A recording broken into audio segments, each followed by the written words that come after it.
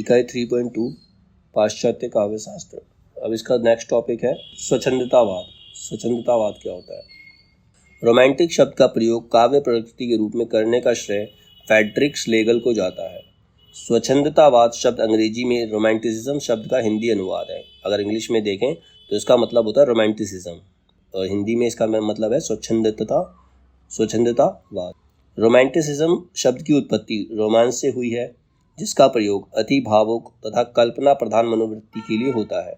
राजनीतिक दृष्टि से माना जाता है कि स्वच्छंदतावाद का विकास 1789 ईस्वी में फ्रांसीसी क्रांति से हुआ था।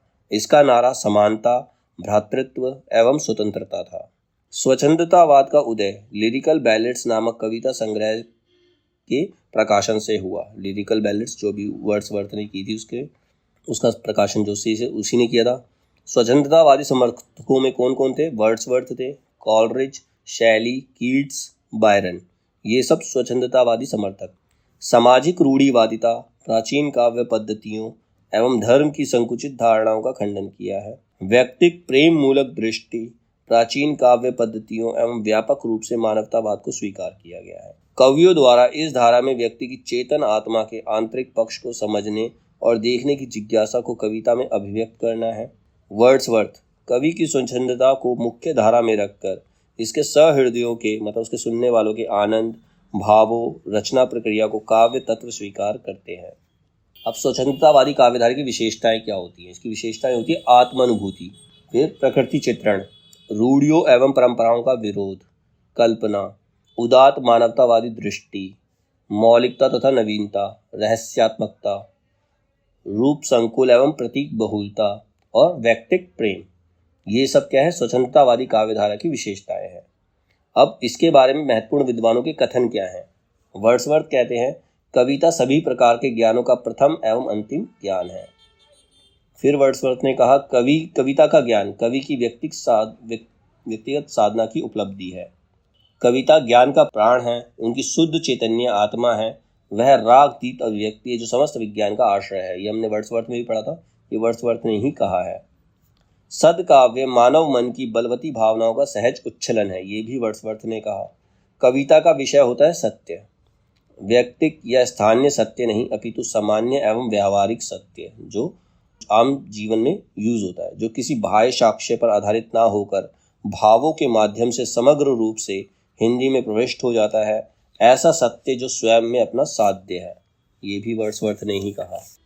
अब आगे कीट्स कहते हैं मुझे और किसी बात पर उतना विश्वास नहीं है जितना हृदय के उदात्त भावों की प्रवृत्ति, पवित्रता तथा कल्पना की वास्तविकता पर। कल्पना जिसे सुंदर समझती है वह अवश्य ही सत्य होगा, चाहे उसका अस्तित्व पहले रहा हो या नहीं। ये कीट्स का मानना था। अब टी.एस. इलियट कहते हैं कविता मात्र कवि के व्यक्तित्व की अभिव्यक्ति नहीं है, बल्कि कविता व्यक्तित्व से पलायन है। जब अपने व्यक्तित्व को छोड़कर, अपनी पर्सनैलिटी को छोड़कर व्यक्ति पलायन करता है, दूसरे व्यक्तित्व को अपनाता है, तो भी वो कविता कर सकता है। पी.वी. शैली कहते हैं काव्य में कल्पना की ही अभिव्यक्ति होती है। वही व्यक्ति मूलतः अच्छा होता है जो कल्पनाशील होता है। कविता मनुष्य की उस आंतरिक शक्ति को समृद्ध करती है जो नैतिक गुणों का मूल आधार है। ये भी पी.वी. शैली ने ही कहा था। विक्टर ह्यूगो कहते हैं स्वच्छंदतावाद ही साहित्यिक उदारवाद है, और विक्टर ह्यूगो ने ही कहा साहित्यिक स्वतंत्रता राजनीतिक स्वतंत्रता की पुत्री है। अब हिंदी साहित्य में स्वच्छंदतावाद। हिंदी साहित्य में स्वच्छंदतावाद का प्रारंभ श्रीधर पाठक से माना जाता है। छायावादी रचना पल्लव की तुलना लिरिकल बैलेट से की जाती है।